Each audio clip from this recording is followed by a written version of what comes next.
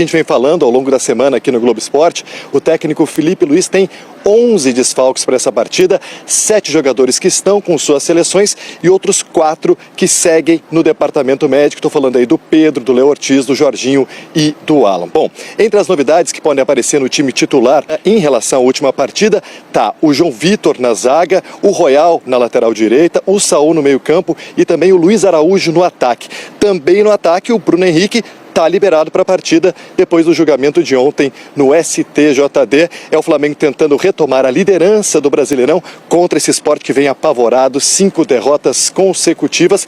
Claro, para assumir a liderança, o Flamengo precisa vencer o Sport e dar aquela secadinha no Palmeiras. São 11 e a gente relembra todos eles. Nós temos 7 com as respectivas seleções: Alexandro e Danilo com o Brasil, Carrascal com a Colômbia, Plata com o Equador, Vinha, Varela e Arrascaeta com o Uruguai e 4 no departamento médico, o Léo Ortiz, o Alan, o Jorginho e o Pedro. Jorginho e Pedro já estão trabalhando no campo, né? O Jorginho, inclusive, é quem tem a recuperação mais avançada, mas eles ainda fazem trabalhos específicos, então não vão poder ajudar nesse jogo contra o Sport. E com isso, Felipe Luiz quebra a cabeça e provavelmente vai promover a estreia do jovem João Vitor como titular pela primeira vez nesse Campeonato Brasileiro. João Vitor, de 18 anos, na zaga, já que o Danilo está fora também servindo a seleção brasileira. Muitos assuntos, muitos desfalques, acompanhando sempre tudo que acontece aí no dia. Em pouco mais de 2 horas, assunto encerrado. Bruno Henrique, que participou do julgamento de forma online, se livrou da suspensão de jogos, mas foi multado em R$100 mil. Acredito que a análise em relação ao fato, ao que de fato ocorreu, foi fundamental para, inclusive, diferenciar esse caso recente agora do Bruno com o caso da operação penalidade máxima, ou seja, ficou evidente com uma análise profunda do caso que o que aconteceu aqui foi algo completamente distinto e, portanto, não caberia aplicação do artigo 243 nem 243A. O artigo 243 do Código Brasileiro de Justiça Desportiva fala em atuar de modo prejudicial à equipe que defende, e o 243A em atuar de forma contrária à ética desportiva, com o fim de influenciar o resultado da partida. Bruno Henrique era acusado de forçar um cartão amarelo em jogo contra o Santos em 2023, o que beneficiou apostadores. Dos 9 auditores do Superior Tribunal de Justiça Desportiva, 6 votaram contra a suspensão de Bruno Henrique. A votação foi unânime com relação ao pagamento de multa. Resultado diferente do primeiro julgamento, quando Bruno Henrique foi condenado e suspenso por 12 jogos. Dessa vez, por se tratar da segunda instância do julgamento, não cabe recurso. Estou falando aqui em nome do Bruno, né? Acabei de conversar com ele, está muito feliz, né, com o resultado. Acreditávamos muito na seriedade do tribunal e a gente viu essa seriedade se aplicar. Foi entrevistado no Abre Aspas do GE. Globo, a gente vai mostrar uns destaques agora. Sempre bom ouvir o Danilo, né? Olá pessoal, sou o Danilo, zagueiro do Flamengo da Seleção Brasileira, 34 anos. Ô Danilo, você dispensa apresentações, né, meu camarada? Mas conta aí, tá desde janeiro no Flamengo, né, seu clube do coração, e vai jogar uma final da Libertadores em 2 semanas. É especial, sem dúvida nenhuma é especial. As pessoas fazem algumas perguntas tipo, como é jogar ou fazer parte desse momento, jogando pelo time do coração e coisas desse gênero. Eu disse que eu não sei explicar, porque eu vou saber só quando eu viver. O Flamengo é um mundo, o Flamengo é uma emoção e uma questão de sentimento, de muitas vezes até pouca razão. Ou você encontra um equilíbrio bacana em que você consegue se manter ali, ou você não pensa em nada, não vê nada, não pensa em nada. O Felipe, como jogador, ele era um pouco mais introspectivo, assim, um pouco mais calado. E como treinador agora é o contrário, ele é muito comunicativo, fala muito. No começo eu nem sabia muito bem como me dirigir a ele, sabe? Hoje em dia eu chamo ele de prof. Foi um dos fatores determinantes, tá, para eu vir pro Flamengo. O Neymar, cara, eu já te digo, e isso eu posso defender. O Neymar se dedica pro futebol, tá? Ele treina, ele se cuida. Fico chateado e eu torço muito para que ele possa ter saúde para jogar ainda há alguns anos e que esteja na seleção brasileira para jogar a Copa do Mundo. Muito provavelmente o próximo ano é meu último ano como atleta profissional, assim. É um projeto que eu tenho de muitos anos, que eu queria jogar até os 35, calhou de conseguir que fosse chegar no Flamengo. Eu acho que a galera não fala abertamente disso, assim, mas eu não tenho problema nenhum. É um pouco aterrorizante pensar em deixar de jogar futebol. Quanto mais cedo você conseguir entender e se preparar e fazendo outras coisas, e vendo que a vida é feita de outras coisas também, isso te ajuda a estar um pouquinho mais tranquilo, mas é um terror. Galera, informações importantes, tá? Primeiro eu vou trazer aqui a lista de relacionados do Flamengo. Olha quantos jogadores da base estão relacionados para esse duelo. Ayrton Lucas, Bruno Henrique, Bruno Xavier, do Sub-20, Cleiton, Daniel Salles, também do Sub-20, Douglas, também do Sub-20, Diogo Alves, Emerson Royal, Eric Pulgar, Everton Cebolinha, Everton Araújo, Guilherme do Sub-20, Iago, zagueiro, campeão mundial sub-20, que já está fazendo parte do elenco profissional. João Vitor, também um jogador que é jovem, já faz parte do elenco profissional e, inclusive, vai ser titular no jogo contra o Sport nesse sábado. Johnny, também de sub-20. Juninho, Luiz Araújo, Léo Pereira, Matheus Cunha, Michael Rossi, Samuel Lino, Saul e o Wallace Ian.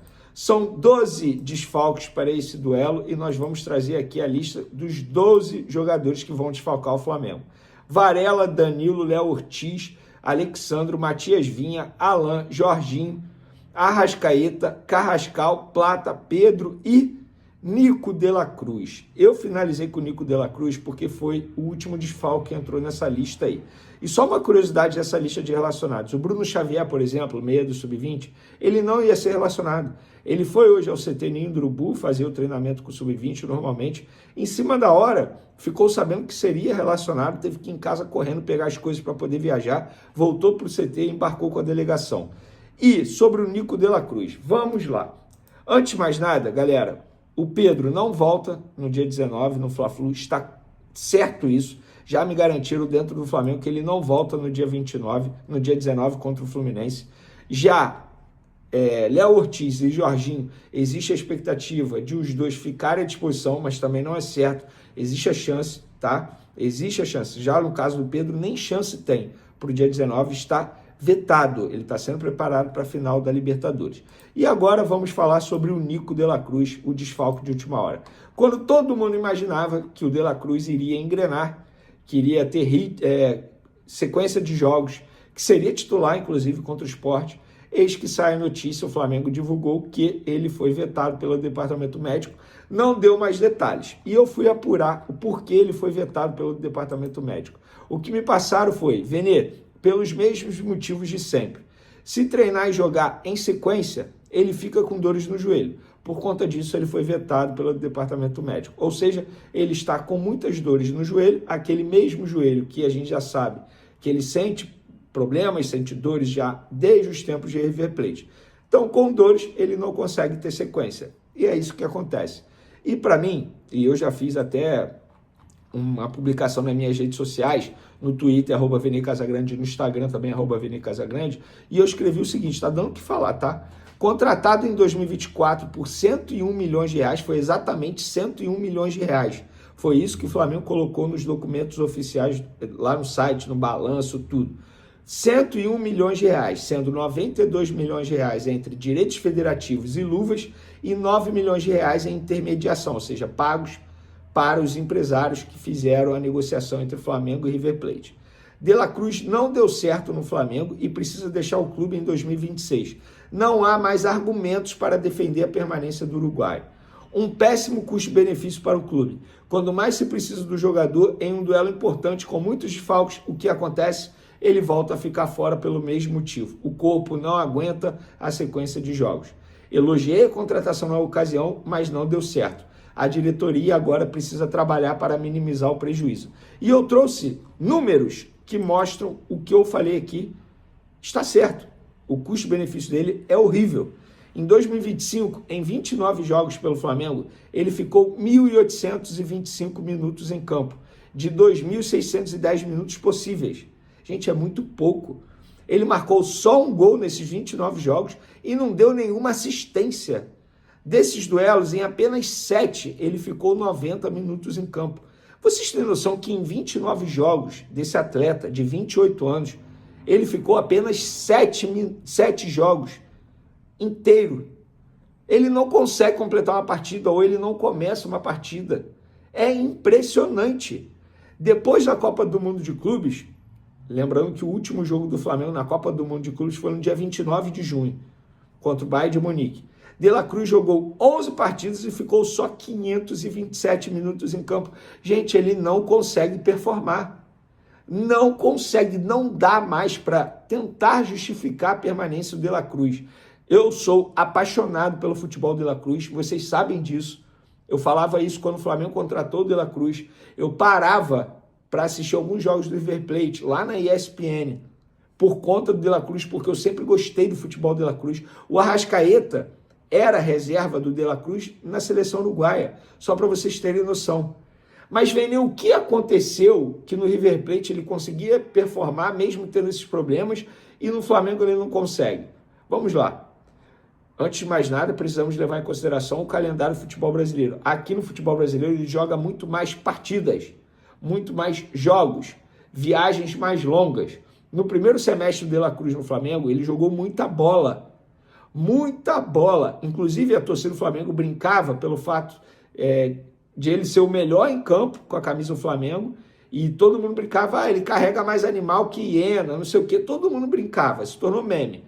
Só que o Flamengo não soube gerenciar em 2024 a minutagem do La Cruz. Fala, nação rubro-negra, somos do canal Fla do Povo, e hoje eu chego trazendo informações quentes que estão movimentando os bastidores do Mengão. O Flamengo segue firme no mercado, vasculhando oportunidades e avaliando nomes que possam fortalecer ainda mais esse elenco que já é considerado um dos mais qualificados do futebol brasileiro. A diretoria trabalha em silêncio, estuda perfis, analisa desempenho e avalia jogadores que possam manter o nível técnico lá em cima para a disputa das competições que vem pela frente. Porém, enquanto o clube busca reforços, uma possível baixa importante começa a preocupar os torcedores e movimenta as conversas entre os setoristas que acompanham o dia a dia do Ninho do Urubu. De acordo com informações do jornalista Mauro Mendes, Nicolas de la Cruz, um dos principais jogadores do meio-campo rubro-negro, pode estar de saída do clube. A notícia caiu como uma bomba nos corredores do Flamengo, já que o uruguaio é peça fundamental no esquema tático e vinha sendo destaque constante desde sua chegada. Segundo essas apurações, o destino do jogador seria a Argentina, em um movimento que ninguém esperava para esse momento da temporada. A situação ainda está sendo tratada com cautela,